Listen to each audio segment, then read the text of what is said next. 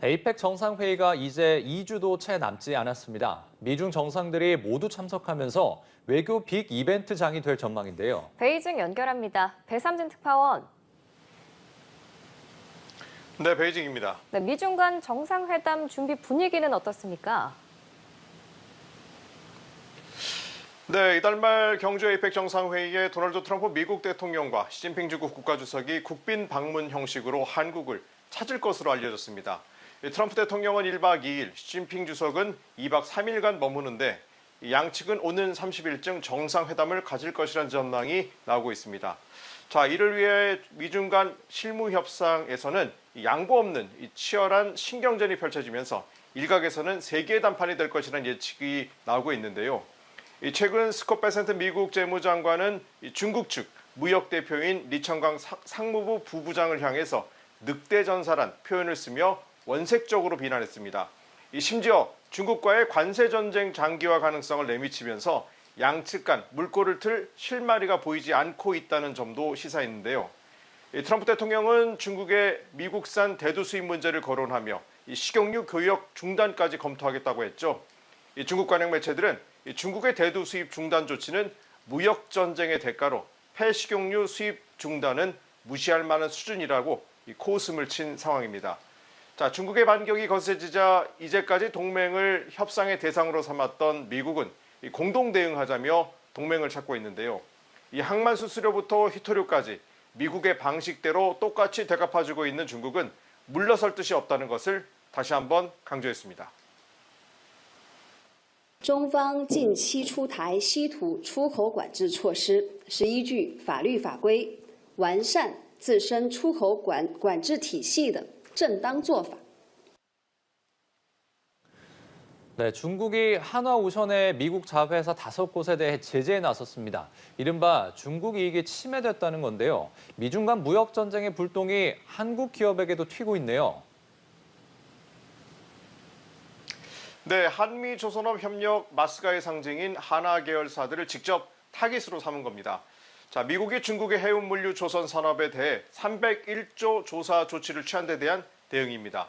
자, 미국의 협조적인 기업에 대한 경고이자 미국 동맹국들에게 미국과 너무 밀착하지 말라는 신호로 해석됩니다.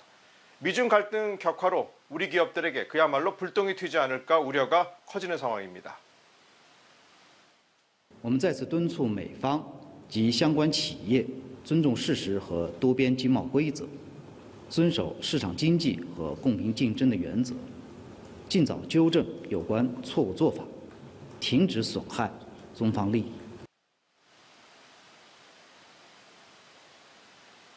자, 이런 조치는 미중이 서로 이팡 수수료를 부과한 상황에서 이루어졌습니다. 세계 해운 흐름을 왜곡시킬 우려가 커지고 있다는 지적 속에 한국제, 유조선에 불리하게 작용할 수 있다는 관측도 나오고 있습니다. 또 중국의 희토류 수출 통제 조치는 장기적으로는 우리 반도체 산업과 방산 기업들에게 영향을 미칠 수 있습니다.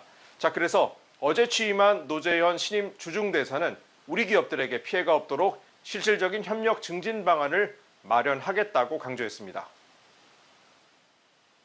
저희 기업들이 가장 어렵게 생각하고 있는 희토류 관련해서 공급망 안전 확보를 위해서 대사관에서도 최대한 노력을 기울일 그렇게 준비를 하고 있습니다.